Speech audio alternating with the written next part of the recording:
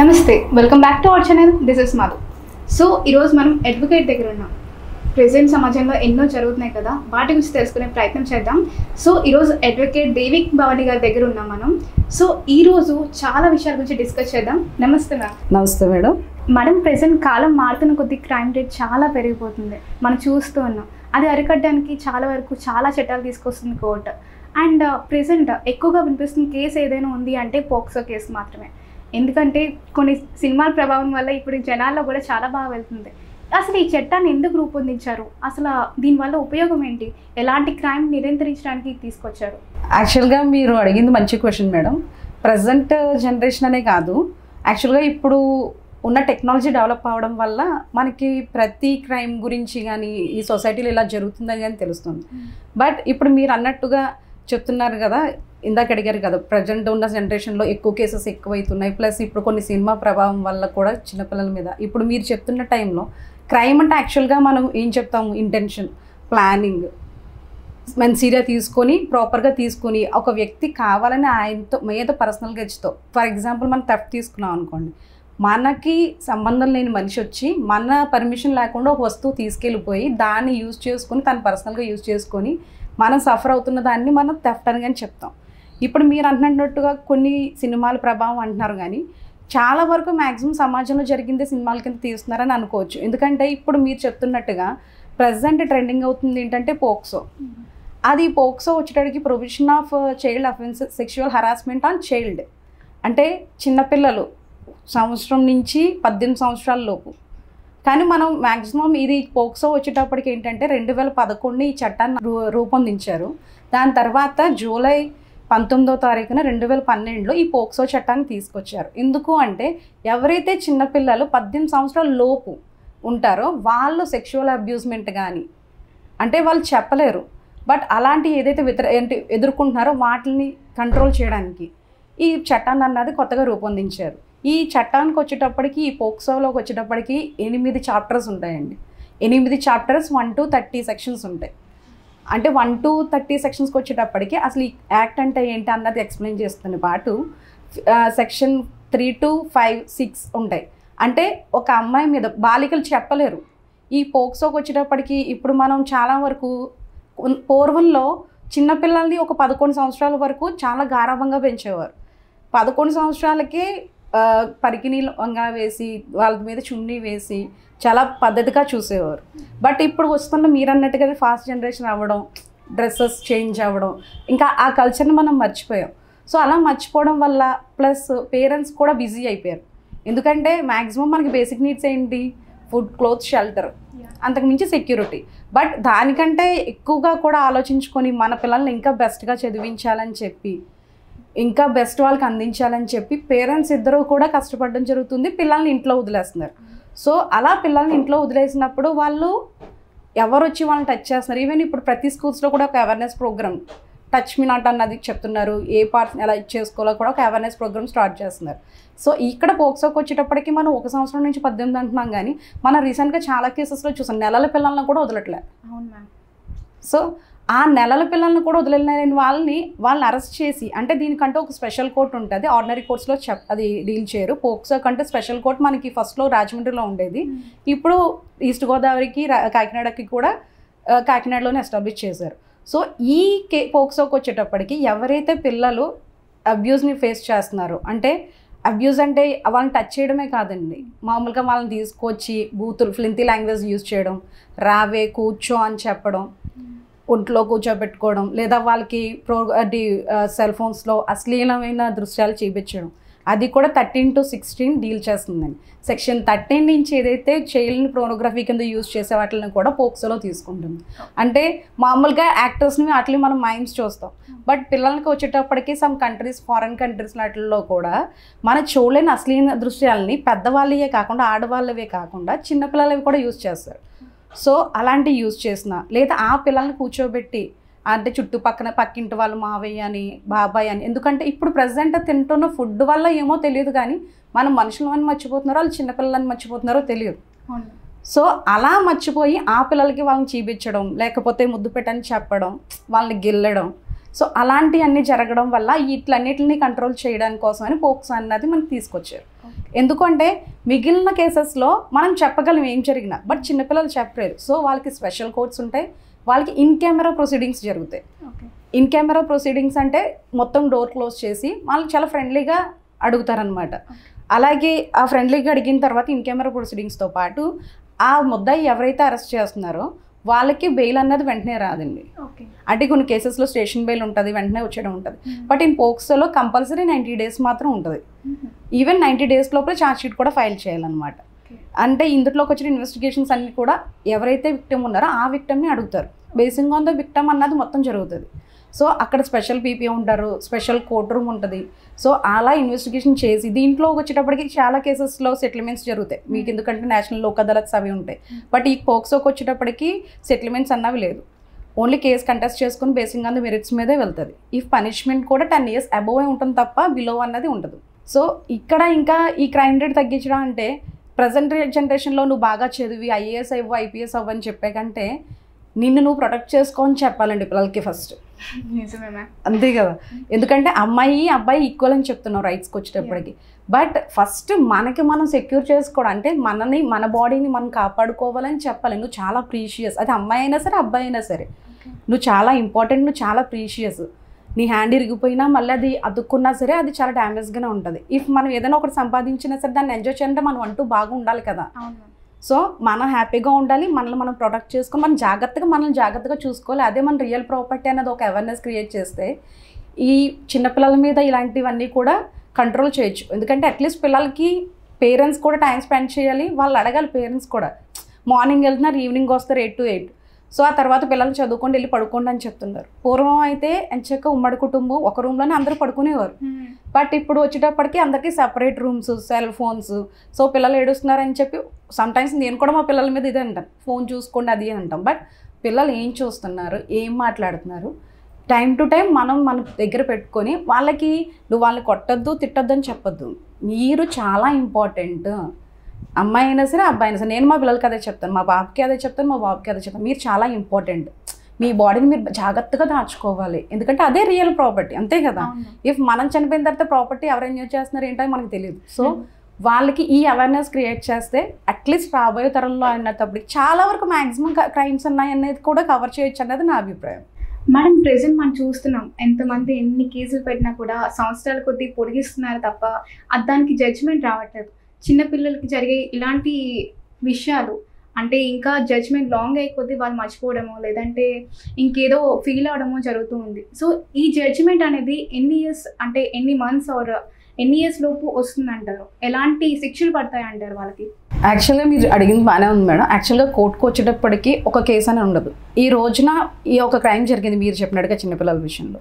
So అది crime జరిగినప్పుడు ఆ అమ్మాయి మీద రియల్గా అబ్యూస్ జరిగింది అనుకోండి, వన్ టైం ఒకసారి ఫేస్ చేస్తే అంటే ఎస్ఐ దాన్ని ఇన్వెస్టిగేట్ చేయడం, 2-3 సార్లు జరిగితే సిఐ, దానికి మించి వెళ్తే ఎస్పీ గారు, ఎస్పీ దగ్గర నుంచి కలెక్టర్ వరకు కూడా దీంట్లో స్టేజెస్ ఉంటాయి. అంటే ఒక పాప ఎన్నిసార్లు ఫేస్ చేసిందని చెప్పి కనుక్కోవడానికి. ఎందుకంటే చాలా ఆటల్లో చూడండి, స్కూల్కి వెళ్ళిన పాప టీచర్ రేప్ చేయడం వల్ల అమ్మాయి గర్భవతి అయిందని. సో ఇలాంటి వాటిల్లోకి వచ్చేటప్పటికి స్టేజెస్ ఉంటాయి.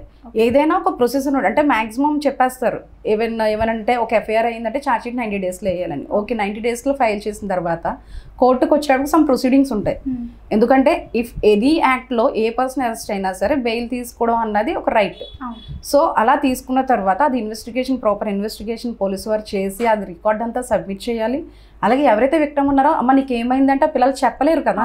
సో వాళ్ళని మనం బుజ్జగించో కేర్ టేకర్స్ ఉంటారు, సమ్ స్పెషల్ డాక్టర్స్ ఉంటారు, సైకాలజిస్ట్ దగ్గర తీసుకెళ్ళి అసలు ఏం జరిగింది ఏంటో ఆ రిపోర్ట్ అంతా కూడా ఇన్ కెమెరాతో రికార్డ్ చేసుకోవాలి.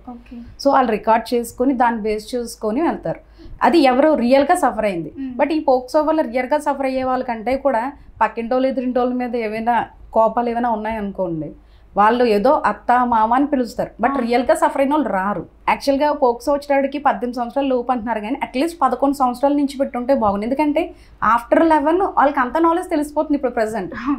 సో అలా చేయడం వల్ల పోక్సో కూడా ఏంటంటే కొంతమంది కావాలని పర్సనల్గా ఇచ్చుతో మా అమ్మాయి నీడు ఇలా ఇచ్చేసాడు, జిప్ ఓపెన్ చేసి చూపించాడను, సో ఇలాంటివి చెప్తారు. సో ఇది జరిగిందని చెప్పి డైరెక్ట్గా సెక్స్ చేయడానికి లేదు కదా. If what is POCSO means సెక్షువల్గా ఎవరైతే సఫర్ అయ్యారో బాడీలో ఇంజ్యూర్డ్ అవ్వాలి, సో సమ్ ఫేస్ చేయాలి. ఇఫ్ నాట్ అంటే ఇక్కడికి వచ్చేటప్పటికి చిన్నపిల్లలకి ఎవరైనా తప్పుడుగా చూపించినా సరే, ఏదైనా సిగ్నల్స్ ఇచ్చినా సరే, ఏదైనా బూతులు తిట్టినా ఓకే. బట్ అలాంటివన్నీ కూడా ప్రూవ్ అవ్వాలంటే సమ్ ప్రొసీజర్ ఉంటుంది. ఈవెన్ కోర్టులోకి వచ్చేటప్పటికి 6 months 1 year అంటారు, కానీ 1-2 yearsలో మాత్రం మ్యాక్సిమం అవుతుంది. ఎందుకంటే దానికి ముందు కేసెస్ కూడా ఇంకా పెండింగ్ ఉన్నాయి. అంటే ఇంకా జ్యుడిషియరీలోకి వచ్చేటప్పటికి సమ్ జడ్జెస్ లేరు. సో అలాగే పోలీస్ వాళ్ళు రిపోర్ట్ సబ్మిట్ చేయాలి, దాని ప్రొసీజర్ ఉంటుంది. తర్వాత దానికి ముందున్న పెండింగ్ కేసెస్ కూడా ఫ్రీ అవ్వాలి. అయిన తర్వాత 1 by 1 అంటే ఇప్పుడు 2019, ఇప్పుడు 2012లో వచ్చింది. సో 2012 నుంచి వచ్చిన సెక్షన్స్ నుంచి ఆ కేసెస్ అన్నీ కూడా డిస్పోజ్ అయిన తర్వాత 1 by 1 అనేది వస్తుంది. If they are ready with the all the procedure అనుకోండి, వెంటనే ఇఫ్ షెడ్యూల్ అన్నది ఇస్తుంది కోర్ట్. సో షెడ్యూల్ ఇచ్చిందంటే 1-2 weeksలో కంప్లీట్ చేసేస్తుంది. బట్ ఆ షెడ్యూల్ ఇవ్వడానికే టైం పడుతుంది అంతే తప్ప ఇందులో డ్రాగన్ అవ్వడం అన్నది ఏముండదు. ఎందుకంటే ఆల్రెడీ స్టేట్మెంట్స్ ముందే తీసుకుంటారు. అదే అంటున్నాం కదా, ఇప్పుడు మామూలు కేసెస్లో అయితే పర్సనల్గా చెప్పొచ్చు. బట్ చిన్నపిల్లలు ఎవరైతే రియల్గా సఫర్ అవుతున్నారో వాళ్ళకి ఇన్ కెమెరా ప్రొసీడింగ్స్ ఉంటాయి. ముందు స్టేట్మెంట్ కూడా మేడం మెజిస్ట్రేట్ ముందే తీసుకుంటారు, స్పెషల్ కేర్ టేకర్స్ ఉంటారు. అందుకని ఈ పోక్సో దాంతో పాటే national child commission protection of act 2006 కూడా వచ్చింది. అంటే చిన్నపిల్లలు చదువుకోవాలి. ఎందుకంటే చాలా వరకు చిన్నపిల్లల్ని బయట పనుల్లో పెడతారు. సమ్ ఎకనామికల్ బిలో ఎవరైతే ఉన్నారో పనుల్లో పెట్టి వాళ్ళని పంపిస్తారు. బట్ వాళ్ళు కూడా సమ్ ఫేస్ చేయాల్సి వస్తుంది. ఎందుకంటే బేసింగ్ ఆన్ ద డ్రెస్. అలాగే సమ్ పీపుల్ ఏంటంటే బయట వచ్చేటప్పటికి వాళ్ళ మైండ్ ఎలా ఉంటుందో తెలియదు. చెప్తున్నాను కదా, ఫుడ్ అవనియండి, ఈవెన్ కొంతమంది తాగేసి ఉంటారు. ఈవెన్ పబ్లిక్ ప్లేసెస్లో అసలు ఎక్కడ కూడా మధ్య దుకాణాలు పెట్టకూడదు, స్కూల్స్ దగ్గర పెట్టకూడదు, కాలేజెస్ దగ్గర పెట్టకూడదు. బట్ ఇక్కడ ఎక్కడైనా సరే పెట్టేస్తున్నారు ఇప్పుడు. సో అలాంటి అన్సౌండ్ మైండ్తో ఇన్సానిటీతో వాళ్ళు ఏం చేస్తారో కూడా తెలియదు. సో ఇలాగా ఈవెన్ బెగ్గర్స్ పిల్లలు కూడా ఉంటారు. సో అలాంటి వాళ్ళందరినీ కూడా ఒక చైల్డ్ హోమ్స్ ఉన్నాయి. ఎవరైతే పేరెంట్స్ సరిగ్గా చూసుకోకపోయినా ఆ పిల్లలు రోడ్డు మీద వెళ్తున్నప్పుడు ఏమైనా కొనుక్కుంటున్నా సరే మనం వాళ్ళని తీసుకొని చైల్డ్ వెల్ఫేర్ డిపార్ట్మెంట్కి పంపించినా సరే వాళ్ళు చూసుకుంటారు. మనకి ఇక్కడ రాజమండ్రిలో ఉమెన్స్ కాలేజ్ ఆపోజిట్ ఉంది. అక్కడ వాళ్ళు కంపల్సరీగా కేర్ తీసుకుంటారు, వాళ్ళకి ఎడ్యుకేషన్ ప్రొవైడ్ చేస్తారు. ఇంకా వాళ్ళు 10th class అబోవ్ చదివే వాళ్ళు అయితే సరే వాళ్ళని వైజాగ్ హోమ్స్కి పంపించి వాళ్ళకి చదివించి చదువుతానంటే చదివిస్తారు. కుట్టు కూల్ అవి సంథింగ్ అన్నీ కూడా వర్క్స్ అవి కూడా నేర్పించి వాళ్ళు ఎలాగా బతకాలా అన్నది కూడా వాళ్ళు ప్రాపర్ కేర్ ఇస్తూ సమ్ గైడ్లైన్స్ ఇస్తూ చాలా నీట్గా కూడా మనకి గవర్నమెంట్ స్కీమ్స్ ద్వారా వాళ్ళు ప్రొవైడ్ చేస్తున్నారు అన్నమాట. మనం ప్రెసెంట్ చూస్తున్నాం ఎన్నో క్రైమ్స్ జరుగుతున్నాయి. 25 to 30 years మహిళలు కూడా హత్యాచారానికి గురవుతున్నారు. అండ్ వాళ్ళు ఒకవేళ కేసు పెట్టినా కూడా కొన్ని రకాల క్వశ్చన్స్తో ఆ కోర్టులో నిరూపించాలి కాబట్టి ఎన్నో క్వశ్చన్స్తో వాళ్ళని కొంచెం మానసికంగా కృంగతీస్తున్నారు, రైట్? సో నిరూపించాలి కాబట్టి అది ఒక బ్లాక్ డేలా వాళ్ళు ఉండిపోతుంది. అంటే లైక్ వాళ్ళు మెంటల్గా ఎదిగినా కూడా అదొక బ్లాక్ డేలా కొంచెం డిప్రెషన్ ఫీల్ అవుతున్నారు. అది కూడా ఇప్పుడైతే పోక్సో కేసులో అయితే చిన్నపిల్లలకి ఏమీ తెలియదు. సో వాళ్ళని అలాంటి ప్రశ్నలు వేసడం వల్ల చాలా ఎఫెక్ట్ చూపిస్తుంది అంటారు కదా. సో దానికి ఎలాంటి ప్రొసీడింగ్స్ తీసుకుంటున్నారు ఈ పోక్సో కేసులో చిన్నపిల్లల విషయంలో? అంటే యాక్చువల్గా అదే చెప్తున్నాను కదండి, పోక్సోకి వచ్చేటప్పటికి ఎంటైర్లీ డిఫరెంట్ది అదర్ కోర్ట్స్. పోక్సోకి వచ్చేటప్పటికి ఇన్ కెమెరా ప్రొసీడింగ్సే ఉంటాయి. అంటే 4 గోడల మధ్య. ఫర్ ఎగ్జాంపుల్ మీరు నేను ఉన్నాం. సో మీకు ఏం జరిగిందని చెప్పాలి, కంపల్సరీ చెప్పాలి. అది చెప్పిన తర్వాత అదర్ సైడ్ డిఫెన్స్ చేసే వాళ్ళు ఉంటారు, వాళ్ళు అడుగుతారు క్వశ్చన్స్. అంటే అది మరి ఇంత క్రూయల్టీగా అయితే ఉండదు పిల్లల విషయంలో. ఎందుకంటే అది చిన్నపిల్లలు అయితే. అది అబోవ్ పిల్లలు అనుకోండి, వాళ్ళకి దే హ్యావ్ ఎ నాలెడ్జ్ కదా. ఇప్పుడు 11 పైన ఉన్నారు, 14 సంవత్సరాలు 15 సంవత్సరాల పిల్లలు అనుకోండి, వాళ్ళకి తెలుసు కదా what is right what is wrong. So వాళ్ళని కూడా అంత మీరు అనుకున్నట్టుగా ఏమి ఉండదు. సో ఏం జరిగింది, ఎలా జరిగింది, ఎందుకు జరిగింది, అంటే మీ పేరెంట్స్ ఫోర్స్ చేయడం వల్ల మీరు పెట్టారా, లేకపోతే అంతకుముందు నుంచి ఇలాగుందా, మీరు చెప్పడానికి భయపడ్డారా అని కూడా ఉంటాయి. ఎందుకంటే ఇది తప్పు అని చెప్పేసి మనం డిసైడ్ చేయడానికి లేదు కదా. అదే మీకు చెప్తున్నాను కదా, కొంతమంది కావాలని పర్సనల్ కేసుతో కూడా పిల్లల్ని బలి చేస్తూ ఉంటారు రియల్గానే. ఎందుకంటే చాలా కేసెస్లో చూస్తున్నాను, పక్కింటి వాళ్ళతో ఎదురింటి వాళ్ళతో వాళ్ళు గొడవ పడి వాళ్ళు కావాలని ఇచ్చేసుకొని అది చేస్తూ ఉంటారు. సో దానివల్ల ఆ ప్రొసీజర్ అనేది అడగాలి. ఎందుకంటే ఆ కేసులో అలా నింద మోపింది కాబట్టి ఇంక డైరెక్ట్గా వాళ్ళకి పనిష్మెంట్ అన్నది కాదు కదా. అందుట్లో అట్లీస్ట్ ఎంతవరకు కరెక్ట్ ఉంది, ఎంతవరకు రాంగ్ ఉంది. సో అదంతా కూడా చెప్పాలి కంపల్సరీ. అలా చెప్పాలన్నప్పుడు తప్పదు. బట్ అందుకని చెప్పి వాళ్ళని మీరు అన్నట్టుగా ఒక బ్లాక్ డే లాగా ఏవో క్వశ్చన్స్ అయితే అడగను. ఎందుకంటే చిన్నపిల్లల్ని ఏమడుగుతారు, వాళ్ళు జరిగిందే చెప్తారు. సో వాళ్ళు జరిగింది చెప్పినప్పుడు ఎందుకు ఇలా జరిగిందని మనం అడగాలి కాబట్టి అదే అంటున్నాను మేడం. ఇప్పుడు యాక్చువల్గా ఇలాగ ఒక ఇన్సిడెంట్ జరిగినంత వరకు కూడా పేరెంట్స్ ఏం చేస్తున్నారు, యాక్చువల్లీ కప్పు పుచ్చడానికి ట్రై చేస్తున్నాం. ఎందుకంటే బయటకు వెళ్తే పరువు పోతుందేమో భయంతో ఫస్ట్ స్టెప్ తీసుకోవడానికి భయపడుతున్నారు. అదే అంటున్నాను ఎగ్జాక్ట్లీగా. నిజంగా రియల్గా సఫర్ అయిన వాళ్ళు బయటికి రావట్లే. ఇప్పుడు రీసెంట్గా కూడా మనం చూసాం, ఒక అమ్మాయిని ఇంట్లోనే 10th క్లాస్ చదివే అబ్బాయి చంపేశాడు డబ్బుల కోసం. అది ఎంత ఘోరం ఏంటి చెప్పండి ఒకసారి. యాక్చువల్గా పక్కింటికి అమ్మాయి వెళ్ళి వస్తూ ఉంటుంది, బట్ యాక్చువల్గా వాడు వెళ్ళింది థెఫ్ట్ కోసం వెళ్ళాడు, అంతే కదా. సో థెఫ్ట్ కోసం వెళ్ళినా కూడా సీసీ కెమెరాస్కి ఎవరికి దొరకలేదు. ఇన్వెస్టిగేషన్లో ఎవరెవరినో పాపం పోలీసు వారు చేసుకొని డాగ్స్ని పంపించుకొని ఫోర్స్ని యూజ్ చేసుకున్నా అసలు ఆ అమ్మాయి క్వశ్చన్ మార్క్. ఎక్కడ దొరికిందంటే ఆ అబ్బాయి ఒక పేపర్ మీద గాడ్ ఫోటో మనీ తీసుకోవాలి, మళ్ళీ ఆ గాడ్ ఫోటో పెట్టాలని. బట్ ఆ రోజున లీవ్ వల్ల అమ్మాయి ఇంట్లో ఉండడం వల్ల అమ్మాయి అలాగ అయ్యింది. సో అలాంటి వాటిల్లోకి వచ్చేటికి మనం ప్రాపర్ ఏది ఉన్నా సరే మనం తీసుకోవాలి. అదే సమ్ టైమ్స్లో కొంతమంది చాలా మెచ్యూర్డ్గా ఉంటారు పిల్లలు, అంటే అబోవ్ 14 నేను చెప్తున్నాను. సో అలా వచ్చినప్పుడు కావాలని చెప్పి, ఎందుకంటే 14 అబోవ్ నుంచి లవ్ అనేది స్టార్ట్ అయిపోతుంది. ఈవెన్ మీరు అన్నట్టుగా కూడా ది కోర్ట్ సినిమా చూసారు కదా. సో ఆ కోర్ట్ మూవీకి వచ్చేటప్పటికి వాళ్ళకి ఆ టైంకి వచ్చేటప్పటికి ఆ థాట్స్ ఉంటాయి. బట్ రియల్గా ఇన్నోసెంట్ పీపుల్ అన్న వాళ్ళు ఫ్యామిలీ సఫర్ అవుతున్నారు కదా main. So main family suffer అవుతున్నారు కాబట్టి కంపల్సరీగా క్వశ్చన్ ప్రొసీజర్ అనేది ఉండాలి. ఇఫ్ లేకపోతే కావాలని చెప్పి కూడా అందరూ కేసెస్ పెట్టేస్తారు కదా.